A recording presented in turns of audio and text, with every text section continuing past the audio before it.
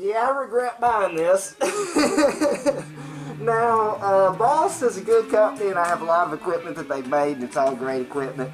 And this is no exception. There's nothing wrong with this as a product. It's very sturdy, good, high quality. It's just that I kind of think the concept is a little flawed, and I want to kind of go over what I mean by that in terms of in the home, in the studio, and out on the gigs. If you're playing the gigs or whatever, you know, if you're out there on the, you know, playing gigs, if you play,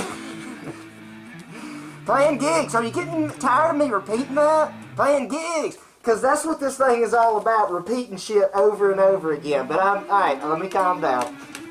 Alright, let's start off now. I would start at home, but instead we're going to start in the studio, because that's the easiest place to talk about. This thing's completely fucking worthless in the studio. Any kind of loop station is fucking worthless in a studio, because a studio is a fucking loop station. That's the whole point of multi-track recording, is that you can stack stuff on top of it. So even from somebody like me that takes enjoyment out of using single tracks when I'm recording, or even the first take of something's even better, using this to record a bunch of tracks on top of each other at one time, I even think that's pointless. I don't know. Maybe I'm wrong there. So in the studio, it's just practically speaking, I can't imagine any way this comes in handy, since, you know, you can just record multiple tracks in the studio. Okay, so now let's think about at home. Now, like a lot of people, I was like, hey, I'll get this thing and I'll be able to jam by myself with myself. And, well, I mean, I guess you could. I did take this thing out of the package once and plug it in and get frustrated and pack it back up. And it's like, I'll look at it later. And it was my second attempt to make a video about it to explain or tell or whatever. And but here's the reason. Here's why, to me, it doesn't really work out that well, and why I didn't mess with it. For one, it's not quite as simple as for some reason you'd imagine, and maybe that's just me not being coordinated enough to be stomping at the right time. But point being, best case scenario, you're getting the, you know, you recorded like, say, a rhythm track, and you got however many seconds. And by the way, I don't remember how long of a time you can record, but it's kind of irrelevant to me, because even if it can record 5 minutes at a time and then loop that 5 minutes, like, really? You're gonna have, like, you know, what, 15, 30 minutes just keep repeating the same thing over and over again? How many times are you gonna repeat? So once again, you're gonna end up, just practically speaking, especially if you're trying to make something that resembles a song or something, your time that you're repeating is going to have to be shorter, regardless of whatever the actual limit of this thing is. Or once again, you're just going to have these mammoth, really long songs, okay? But hey, while you're sitting at home jamming, maybe that's okay if you don't mind that kind of mind-numbing repetition over and over again. So the other thing about it is, because anything that you play whenever you loop it on top of each other is going to repeat, however many times it repeats, but that's the whole point, it's going to repeat, that you can imagine if you're trying to just jam or improvise on top of it, stuff's going to get stacked together fairly quickly. I mean, shit, especially if you're somebody like me, like I'll take one pass through it and it's already cluttered. What am I supposed to do? Go back and add some more shit on top of that? You know, and I mean, how many times? You know, and of course you can set it so that it doesn't record what you're currently playing, so then you could just kind of, you know, jam on something for a while. But at the same time, if that's all you're going to be doing is jamming over one track of rhythm guitar, I kind of feel like you'd be better off saving the money that you spend on this, saving up a little bit more, or, well, maybe not, depending on exactly what you're trying to get, and get some kind of actual recording program or something like that. And you might say, yeah, but that's more stuff you got to have. Maybe a little bit, but that's kind of what I'm saying. You could apply this money towards that, you know, because you're going to end up getting the same thing you would out of this, plus a hell of a lot more, whatever other options that has with recording, you know, depending on what else you want to do with it.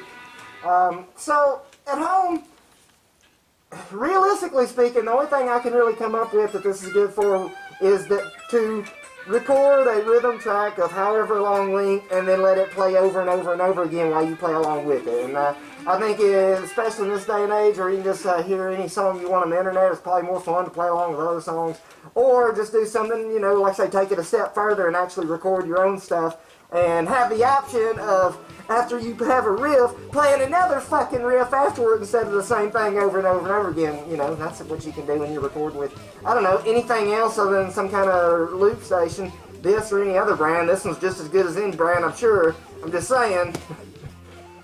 So, where's that leave? Live. Okay, here's where, I guess, you want to go in some fucking coffee shop or some shit, you're going to sit there and you're going to play one little track or something and put your little ambient whatever on top of it, and yeah, it might be cool and everything, but basically, that's pretty much it. It's a very niche thing, or niche, or however the fuck you say that, because you think about it, you're completely limited by the fact that whatever you do is going to have to repeat, and you're stacking stuff on top of it, and that's kind of where you go with it, you know, and then you get to the end of the song, I guess, and then it stops. It's like, alright, well, there we go.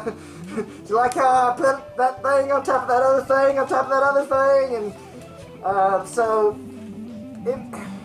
to me, that part of songwriting and what makes listening to music or songs enjoyable is maybe the twists and turns that you might encounter along the way. And to me, no matter what you stack on top of it, if something is just repeating the entire time, like to me, as I'm sure you can tell by now, I'm just not a fan of it. You know, I mean, I'm not saying I ain't never done it. I'm just saying, but yeah, I'd rather have a few lines in the roads, a few hills, a few valleys, whatever.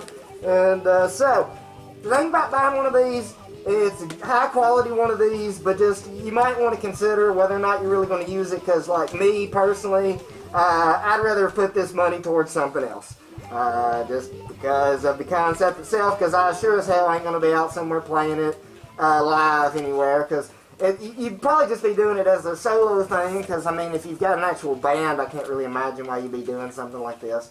And like, sorry guys, you know, if we're going to play this song, but we got to just keep repeating the same thing during the entire song, so drummer, sorry drummer, you know, but I don't know, make up your mind, whatever you think, have fun with it if you do.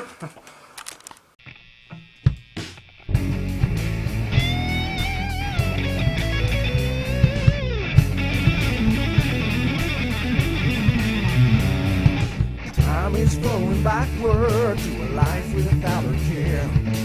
Trying to find a memory, but it wasn't there. Maybe it's something I don't know, maybe I don't care. Maybe it's something you should outgrow, maybe you should share.